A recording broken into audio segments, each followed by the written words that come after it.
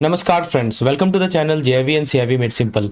This is our CIV HRM memory based question and answer session with explanation for the examination which was held in the month of December.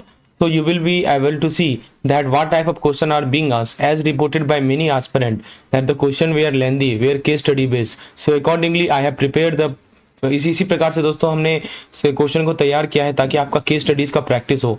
और भरपूर practice करने के लिए दोस्तों हमारा app है जिसका लिंक आपको मिल जाएगा डिस्क्रिप्शन में। हमारा एक टेलीग्राम चैनल है जिसमें मैं क्विजेस भी कंडक्ट करता हूं, जरूर इसे ज्वाइन कर लीजिएगा। नीचे डिस्क्रिप्शन में लिंक अवेलेबल है। चलिए शुरुआत करते हैं अपने इस डिस्कशन को पहले क्वेश्चन के साथ। This is the question number 1। तो question number 1 is all about यहाँ पे दोस्तों क्वेश्चन बोल रहा है कि आज के बिजनेस इन्वायरमेंट में ट्रेडिशनल एचआरएम से स्ट्रेटेजिक एचआरएम की तरफ शिफ्ट हो गए हैं, खासकर बैंकिंग सेक्टर में। तो सवाल यह है कि एचआर प्रोफेशनल होने के कॉम्पिटेंसी रिक्वायरमेंट चेंज होने का मेन रीजन क्या है।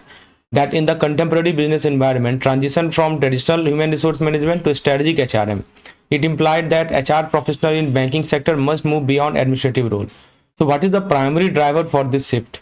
So ऑप्शन दे रखा है कि the need for prioritize short term profitability, the requirement to align human capital management with the triple bottom line framework, a shift in the focus where corporate governance is viewed as a secondary to CSR, the necessity to limit HR involvement in business governance to focus exclusively on employee welfare. So this is the question. Now let's understand the basic logic behind this question. आइए समझते हैं। जरूर सोचिएगा कि देखिए दोस्तों simple भाषा में समझिए कि पहले एचआर का ट्रेडिशनल रोल क्या हुआ करता था। पहले हम लोग एचआर के रोल की बात करते हैं, राइट। तो यहाँ हम बात करते हैं रोल ऑफ एचआर। तो ट्रेडिशनल एचआर का मतलब है कि सैलरी बनाना, राइट, अटेंडेंस देखना, फिर उसके बाद रिक्रूटमेंट करना और लीव मैनेज करना। ये ट्रेडिशनल रोल है एचआर के, सैलरी, अटेंडेंस, रिक्रूटमेंट और लीव मैनेजमेंट। तो करने का मतलब एक तरह से कहा जाए तो ये एडमिनिस्ट्रेटिव वर्क है। दिखने से ही लग रहा है कैसा वर्क है जी, एडमिनिस्ट्रेटिव वर्क है। अब आ चुका है दोस्तों एसएचआरएम। ये आपको ना एवीएम में भी काम देगा। एसएचआरएम का रूल क्या है कि एचआर सिर्फ फॉर्म फिलिंग वाला डिपार्टमेंट नहीं है। अब एचआर को बिजनेस डिसीजन का पार्ट बनना है। HR has to be the part of the business decision.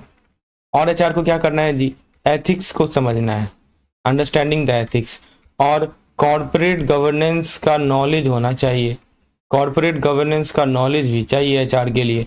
इसके अलावा दोस्तों सीएसआर और सस्टेनेबिलिटी को सपोर्ट करना है। सीएसआर और सस्टेनेबिलिटी को सपोर्ट करना है।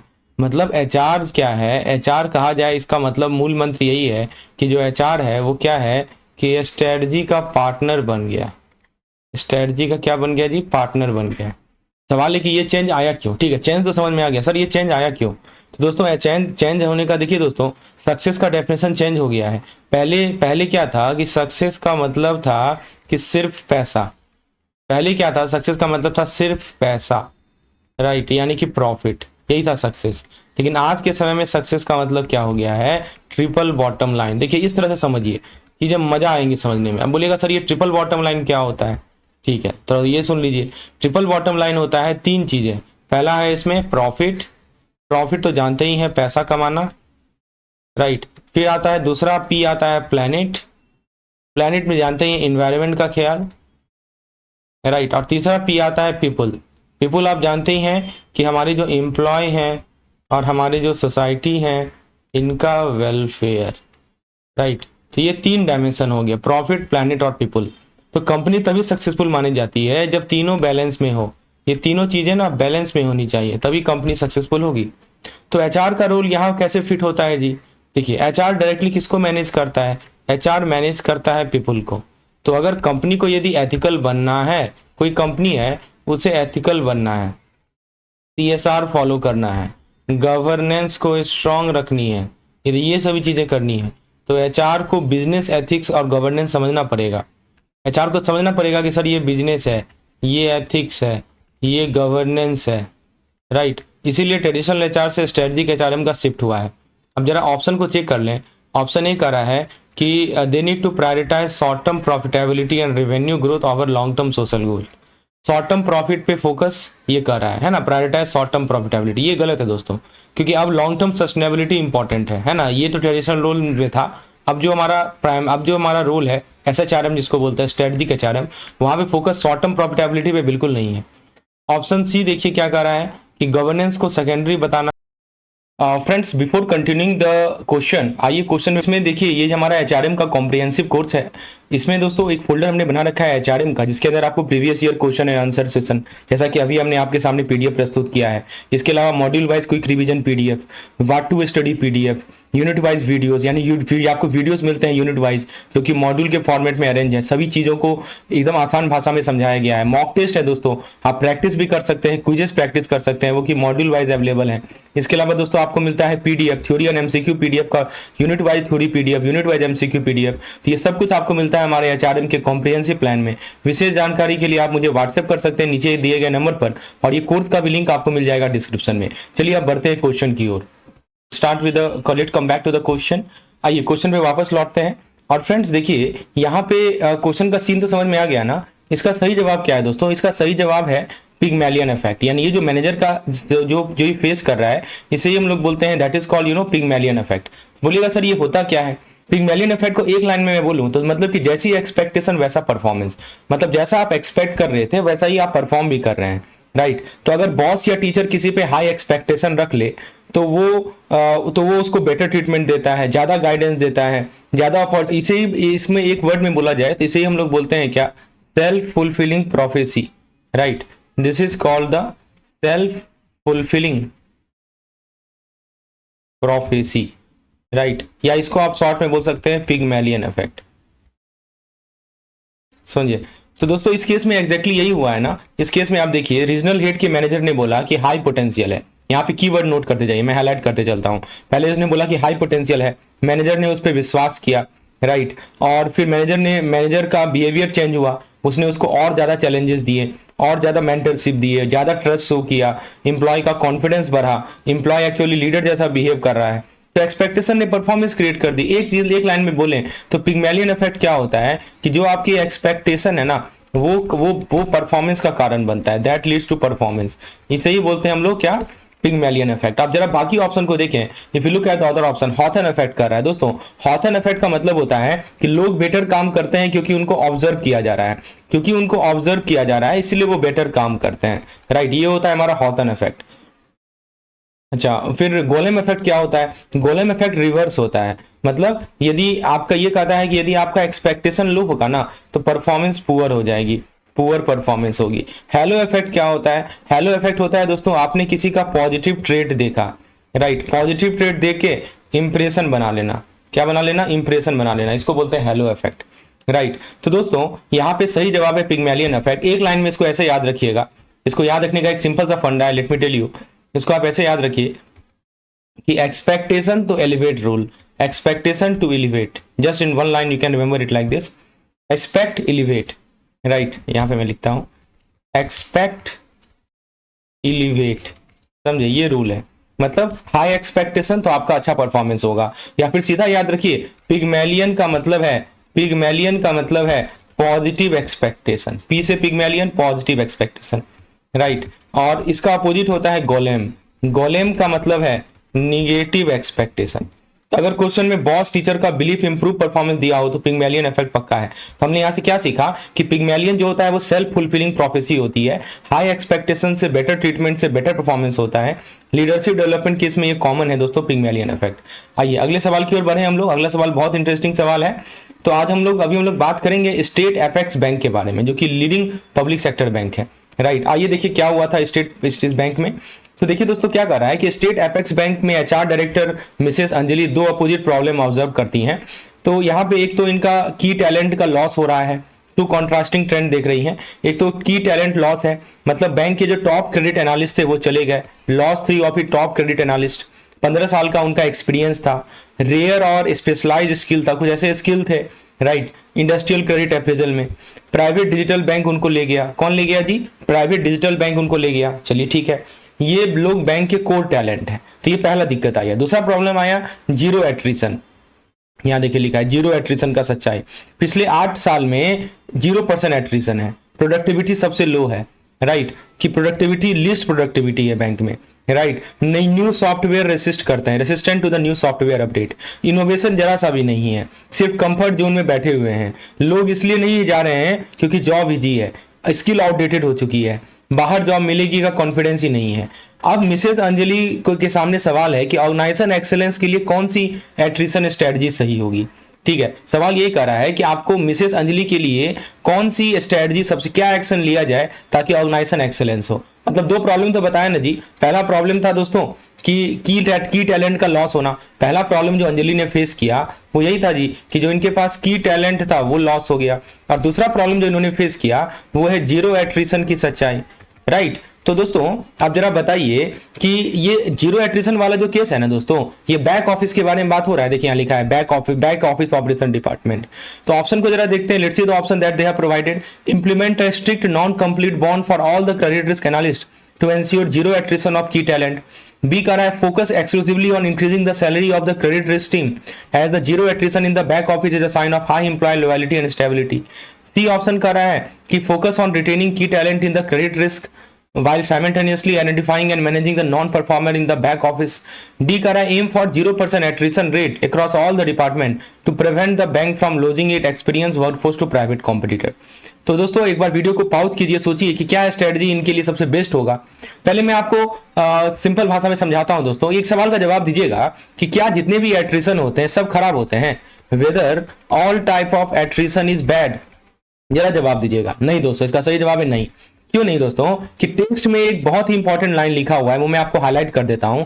इन्होंने लिखा है कि लेट मी शो यू, यहां पे लिखा गया दोस्तों कि zero attrition leads to decadence. Let me show you, यहां देखिए लिखा है कि जीरो एट्रिशन के कारण क्या हुआ कि it leads to decadence. Zero attrition leads to decadence, मतलब कि अगर सब लोग रुक जाए ना पर काम इंप्रूव ना हो तो ऑर्गेनाइजेशन लेजी और आउटडेटेड हो जाती है। मतलब सब लोग रुक जाएं, कोई एट्रिशन ही नहीं हो, राइट, और तो काम क्या हो जाती है, लेजी हो जाती है। काम कैसी हो जाती है, आउटडेटेड हो जाती है। तो की टैलेंट का एट्रिशन डेंजरस क्यों है? देखिए जो हमारे की टैलेंट है वो छोड़ के जा रहे हैं, तो वाई जो हमारे की टैलेंट है, राइट, इनका जो एट्रिशन हो रहा है, right, why it is dangerous. तो दोस्तों इसके पीछे कारण है कि credit risk analyst CRA, right, वो उनके पास कुछ रेयर स्किल्स हैं, राइट, इनका डायरेक्ट बिजनेस पे इंपैक्ट है, कॉम्पिटिटिव एडवांटेज का लॉस है। तो इनको खोना एक तरह से समझिए ना कि बैंक का जो बैकबोन है, रीढ़ की हड्डी जो है बैंक की, वो एक तरह से टूट रहा है, राइट।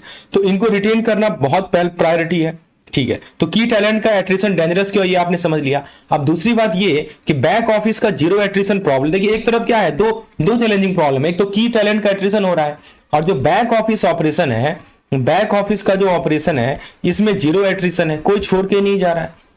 यहाँ पे लोग कंफर्टेबल हैं, रिस्क नहीं लेते, लर्निंग नहीं करना चाहते, सिर्फ सैलरी के लिए बैठे हैं।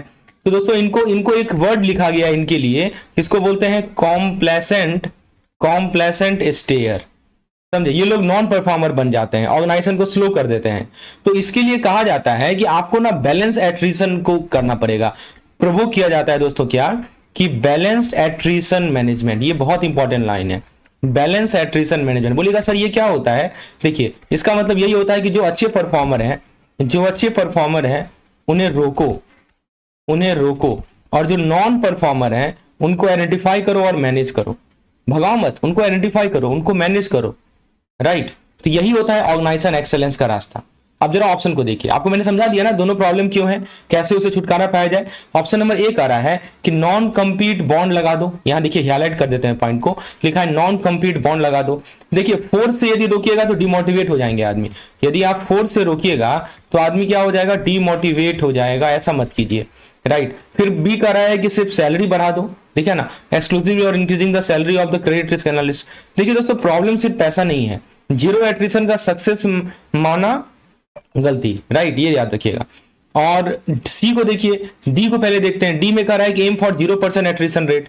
देखिए टेक्स्ट का डायरेक्टली अगेंस्ट है ये, लीड टू स्टैग्नेशन। आप यदि 0% एट्रिशन रेट कीजिएगा ना तो फिर आपका स्टैग्नेशन आ जाएगा, डीके हो जाएगा। इसका सही जवाब है सी, मतलब कि focus on retaining the key talent in the credit risk, जो की टैलेंट उनको रिटेन कीजिए, और managing the non performer in the back office, इस पे फोकस होनी चाहिए। तो एक लाइन में यदि हम बोले तो एट्रिशन का गोल्डन रूल याद रखिएगा, ये आपकी मैकवेन बुक से ही ये कंसेप्ट लिया गया है। गोल्डन रूल ये कहता है कि देखो भाई, यदि तुम्हारी कंपनी में जीरो एट्रिशन है, इसका गलत फहमी मत रहना कि तुम्हारा एक्सेलेंस है। This is not excellence, actually right attrition होना ही एक्सेलेंस होता है। राइट एट्रिशन होना ही क्या होता है दोस्तों, एक्सेलेंस होता है। ठीक है, या फिर याद रखो स्टार जाए तो प्रॉब्लम है, तुम्हारी कंपनी के जो स्टार हैं, स्टार समझते हैं ना, जो कंपनी के जो स्टार हैं वो जाए तो प्रॉब्लम है, और यदि डेड वुड जाए, राइट, डेड वुड जाए तो सॉल्यूशन है। राइट, जहां पे केस में की टैलेंट लॉस और लेजी स्टेयर दिखे, बैलेंस एट्रिशन आंसर होगा। तो दोस्तों हमने यहां से ये सीखा कि देखिए हर एट्रिशन बुरा नहीं होता, की टैलेंट रिटेंशन बहुत जरूरी है। जीरो एट्रिशन के कारण डिपेंडेंस आएगा, और जो कॉम्प्लेसेंट स्टेयर होंगे वो फ्यूचर के नॉन परफॉर्मर होते हैं। बस इतना समझ में आ रहा है दोस्तों, वीडियो को लाइक जरूर कीजिएगा, क्योंकि एक एक बात को मैं एकदम बारीकी से समझा रहा हूं। राइट, क्या प्रॉब्लम है, एट्रिशन क्या होता है, जीरो एट्रिशन से क्या प्रॉब्लम है, कैसे हम टैलेंट को अट्रैक्ट करें, every aspect we are discussing right now. Let's see the next question that we have. ये भी केस स्टडीज है। एचआरएम को समझने का बेस्ट तरीका है दोस्तों कि हम लोग केस स्टडी पे फोकस करें। केस स्टडी एचआरएम का मूल मंत्र है। तो this is our question number 4, a very good case study. Friends, यहाँ पे बात हो रही है कि मिसेस प्रिया है, वो पब्लिक सेक्टर बैंक की रिलेशनशिप मैनेजर है। की पॉइंट को मैं हाईलाइट कर देता हूं सर, ये रिलेशनशिप मैनेजर है पब्लिक सेक्टर बैंक में, और प्रॉब्लम क्या हुआ, और ये हाई परफॉर्मर है, डेडिकेटेड ऑफिसर है, हाई परफॉर्मेंस है, डेडिकेशन है इनके पास। प्रॉब्लम क्या हुआ सर कि सिस्टम में ग्लिच आ गई, सिस्टम में ग्लिच आ गई, वर्कलोड काफी हाई हो गया, एक कॉम्प्लायंस डेडलाइन मिस हो गई, एक कॉम्प्लायंस डेडलाइन था वो मिस हो गया, राइट, प्रोसीड्यूरल ब्रीच हो गया, और लेकिन दोस्तों इंटरनल इंक्वायरी ने क्लियर कर दिया कि कोई मैलिफाइड इंटेंशन नहीं था, नो मैलिशियस इंटेंट, राइट, और बैंक को भी कोई फाइनेंशियल लॉस नहीं हुआ, not there was any financial loss to the bank. ठीक है, अब डिलेमा ये है कि रूल बुक पेनल्टी सजेस्ट करता है, रूल बुक तो बोलता है पेनल्टी लगाओ, पर मैनेजमेंट को डर है कि अगर ऑनेस्ट मिस्टेक पे हार्श पनिशमेंट दिया तो बाकी अच्छे ऑफिसर डिमोटिवेट हो जाएंगे। राइट, ये दिक्कत है। तो सवाल ये कर रहा है कि एक प्रिंसिपल है आपके बुक में दिया हुआ जिसको बोलते हैं रिवार्ड एंड रेप्रिमेंड प्रिंसिपल। तो इस प्रिंसिपल और स्टाफ अकाउंटेबिलिटी प्रिंसिपल के हिसाब से मैनेजमेंट को क्या करना चाहिए, बहुत अच्छा सवाल है। ये एक्शन वाला क्वेश्चन है कि आपने कितना समझा है चीजों को। राइट, इस प्रकार के सवाल आजकल आने लगे हैं, तो जरूरी है कि उस तरह से प्रिपेयर करने का, और हमने वीडियो में इसी तरह से समझाया है ताकि हमारा जो मेन पॉइंट है एक्शन, उस पे हमारा फोकस है। चलिए दोस्तों, ऑप्शन नंबर ए आ रहा है कि impose the maximum penalty prescribe in the rule book to ensure that message is loud and clear that no procedural breach will be tolerated. B कह रहा है dismiss the case entirely without any discussion as she is a high performer and punishing her might lead to resignation. Conduct a holistic review, consider her unblemished past history, devotion to task, absence of malified intent, transfer her immediately to a non-critical branch to remove her from client facing role। तो दोस्तों चारों option आपको दिए गए हैं, सोच लिए होंगे आप, तो आंसर सोच ही लिए होंगे दिमाग में। अब मैं आपको इसका जवाब देता हूं। दोस्तों देखिए ऐसा है कि रेप्रीमेंड का रियल ऑब्जेक्टिव क्या होता है दोस्तों, रेप्रीमेंड का रियल ऑब्जेक्टिव होता है, टेस्ट क्लियरली बोलता है इसका मेन ऑब्जेक्टिव है रिफॉर्म करना, इसका मेन ऑब्जेक्टिव है रिफॉर्म करना, इसका ऑब्जेक्टिव पनिश करना नहीं है। जब तक एक्ट मॉडिफाइड प्रूफ ना हो, जब तक एक्ट जो है मॉडिफाइड नहीं है तब तक मॉडिफाइड, हाँ, तब तक रेप्रीमेंड का मतलब है रिफॉर्म करना, जब तक फाइनेंशियल लॉस ना हो। ठीक है, ये बात एक बात ही समझ में आ गई, ये तो रेप्रीमेंड थ्योरी यही कहता है। अब दूसरी बात आती है दोस्तों, एक है staff accountability theory. Staff accountability theory क्या कहता है दोस्तों कि ये क्या कहता है कि इस जब भी हम स्टाफ अकाउंटेबिलिटी चेक करते हैं ना, तो कुछ चीजें देखी जाती हैं। क्या क्या चीज देखी जाती है? पहली चीज देखी जाती है कि पास्ट रिकॉर्ड कैसा रहा है, राइट, फिर देखी जाती है कि जनरल कंडक्ट कैसा है, ये सब चीज नोट कीजिएगा, past record, general conduct, devotion कितना है ड्यूटी में, डिवोशन टू ड्यूटी, राइट, फिर देखा जाता है कि मॉडिफाइड एब्सेंस है ना, मॉडिफाइड तो इंटेंशन नहीं था ना, एब्सेंस ऑफ मॉडिफाइड, ये भी देखा जाता है, और फिर ये भी देखा जाता है कि वन टाइम एरर है या हैबिचुअल है, क्या ये एक बार का एरर है या हैबिचुअल है, राइट। तो मिस्टर मिसेस प्रिया के केस में 12 साल का इनका अच्छा रिकॉर्ड है, साफ लिखा हुआ है दोस्तों, मैं आपको फिर से दिखा देता हूं कि इनका अच्छा ट्रैक रिकॉर्ड है 12 साल का, ठीक है, डेडिकेटेड ऑफिसर है, ये भी वर्ड लिखा है। फिर उसके बाद सर्कमस्टेंशियल मिस्टेक है, सर्कमस्टांस वाली मिस्टेक है, और कोई बैड इंटेंशन नहीं था। तो यदि आप इन्हें हार्ड पनिशमेंट देंगे ना तो वो अनफेयर होगा, वो क्या होगा, अनफेयर होगा। तो करेक्ट अप्रोच क्या होना चाहिए कि मैनेजमेंट को चाहिए कि केस को होलिस्टिकली इवैल्यूएट करे, काउंसलिंग करे, एडवाइजरी दे, लेसन रीइंफोर्स करे, ऑफिसर का मोटिवेशन इंटैक्ट रखना। ऑप्शन को जरा देखिए, ए नंबर क्या कर रहा है जी, ए नंबर कर रहा है कि maximum penalty, rule book blindly follow करना, ऑनेस्ट एरर और फ्रॉड को सेम ट्रीट करना, है ना जी। आप बोले तो फ्रॉड में क्या कीजिएगा, यदि इस वाले केस में यदि आप इसको मतलब मैक्सिमम पेनल्टी दीजिएगा तो जो फ्रॉड करेगा उसको क्या कीजिएगा, फांसी पे लटका दीजिएगा, नहीं ना, तो वो पॉसिबल नहीं है। तो ऑप्शन नंबर ए गलत है। जरा बी को देखिए, केस ही डिसमिस कर दो, नहीं, अकाउंटेबिलिटी जीरो हो जाती है, केस को डिस्कस मत कीजिए। टेक्स्ट बैलेंस की बात करता है, लीनियंसी की बात नहीं करता, आप लीनियंट मत हो जाइए, राइट। टेस्ट बात करता है दोस्तों आपको बैलेंस बनाना का, राइट। चलिए ऑप्शन नंबर डी की बात कर ले, लिखा है इमीडिएट ट्रांसफर। दोस्तों एक मिस्टेक को हैबिचुअल नेग्लिजेंस नहीं माना जा सकता, it is not a habitual negligence, right. तो ये अगेंस्ट है, सी नंबर ऑप्शन बिल्कुल करेक्ट है।